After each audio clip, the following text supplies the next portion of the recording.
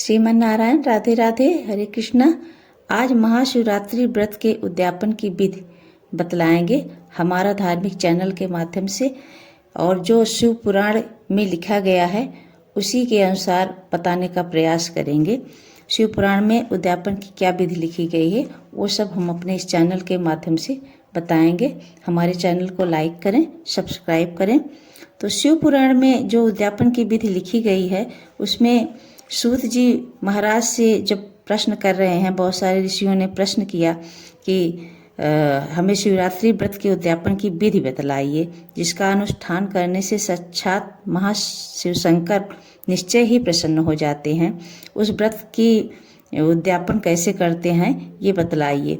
तब सूत जी ने कहा कि हे ऋषियों, तुम लोग भक्ति भाव से आदर पूर्वक शिवरात्रि के जो उद्यापन की विधि है वो सुनो, जिसका अनुष्ठान करने से ये व्रत अवश्य ही पूर्ण फल देने वाला होता है। लगातार 14 वर्षों तक शिवरात्रि के शुभ व्रत का पालन करना चाहिए। त्रयोदशी को एक समय भोजन करके चतुर्दशी को पूरा उपवास करना चाहिए। त्रयोदशी का मतलब है कि जब शिवरात्रि का व्रत पड़ता है वो चतुर्दशी तिथि लगकर पड़ता है, इसलिए शिवरात्रि के दिन का भोजन का कहा गया है। चतुर्दशी के दिन जो उपवास करना होता है, शिवरात्रि का व्रत उसी दिन पड़ता है। तो शिवरात्रि का व्रत करना चाहिए। शिवालय में जाकर विधि पूर्वक भगवान शिव का पूजन करें। उसके पश्चात यत्न पूर्वक एक दिव्य मंडल बनवाएं जो तीनों लोकों में गौरी तिलक नाम से प्रसिद्ध है। ऐसा मंडप बनाना चाहिए। उसके मध्य भाग में दिव्य लिंग तो भद्र मंडल की रचना करें, अथवा मंडप के भीतर सर्वतोभद्र मंडल का निर्माण करें।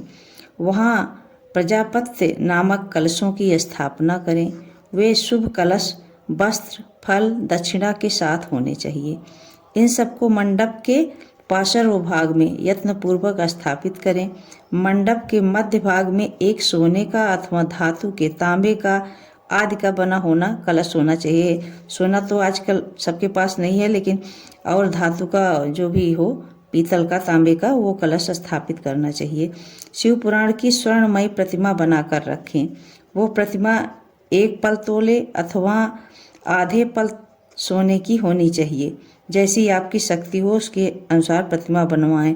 आजकल सोना बहुत महंगा है तो प्रतिमा भी नहीं बनवा सकते हैं, तो फोटो जरूर रखें।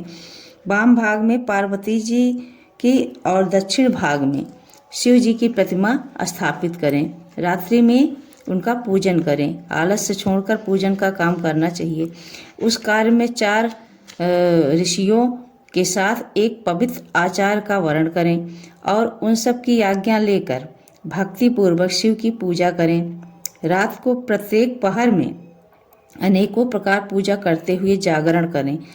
व्रती जो व्रत धारण किया है पुरुष, उसे भागवत संबंधित कीर्तन, भजन, नृत्य आदि के द्वारा सारी रात बितानी चाहिए। इस प्रकार विधि पूर्वक पूजन और भगवान शिव को संतुष्ट करके प्रातः काल पुनः पूजन करने के पश्चात सविधि होम करें। फिर यथाशक्ति प्रजापत्य विधान करें। फिर ब्राह्मणों को भक्ति पूर्वक भोजन कराएं, यथाशक्ति दान दें। इसके बाद वस्त्र, अलंकार तथा आभूषण द्वारा पत्नी सहित सभी जो ब्राह्मण आए हैं आपके यहाँ पूजन कराने, उनको दान करें। फिर आवश्यक सामग्रियों से युक्त बछड़े सहित गौ का आचार्य को ये कहकर विधि पूर्वक दान दें कि इस दान से भगवान शिव मुझ पर प्रसन्न हों। उसके पश्चात कलश सहित उस मूर्ति को वस्त्र के साथ वृषभ की पीठ पर रखकर संपूर्ण अलंकारों सहित उसे आचार्य को समर्पित कर दें। इसके बाद हाथ जोड़कर मस्तक झुकाकर बड़े प्रेम से गदगद वाणी से महाप्रभु महेश्वर देव से प्रार्थना करें। प्रार्थना करके तभी भगवान प्रसन्न होंगे। प्रार्थना करने से, प्रार्थना करने में कैसी प्रार्थना करें? देव देव महादेव शरणागत वत्सल व्रतेनानेन देवेश कृपां कुरु ममोपरि मया भक्त्यनुसारेण व्रत में तत् कृतं शिव न्यूनं संपूर्णतां यातु प्रसादत्व शंकर। अज्ञानादि वा ज्ञानाज पूजादिकं मया कितं तदस्तु कृपया सफलम। तव शंकर देव देव महादेव शरणागत वत्सल देवेश्वर इस व्रत से संतुष्ट हों। आप मेरे ऊपर कृपा कीजिए। शिव शंकर, मैंने भक्ति भाव से इस व्रत का पालन किया है। इसमें जो भी कमी रह गई हो वो आपके प्रसाद से पूरी हो जाए। हे शंकर, मैंने अनजाने में या जानबूझकर जो जप पूजन आदि किया है वो आपकी कृपा से सफल हो। इस तरह भगवान शिव से, परमात्मा से शिव को पुष्पांजलि अर्पित करके फिर नमस्कार कर और प्रार्थना करें, जिसने भी इस व्रत को पूरी तरह से इस व्रत का पालन किया है, कर लिया है, इस व्रत को अच्छी तरह से किया है और इस तरह से व्रत का उद्यापन किया है, उसमें बिल्कुल संदेह नहीं है, उसके उस व्रत में कोई भी न्यूनता नहीं रह जाती है, उससे वो मनोवांछित सिद्धि प्राप्त कर लेता है। इसमें कोई संशय नहीं है, ऐसा सूत जी कहते हैं।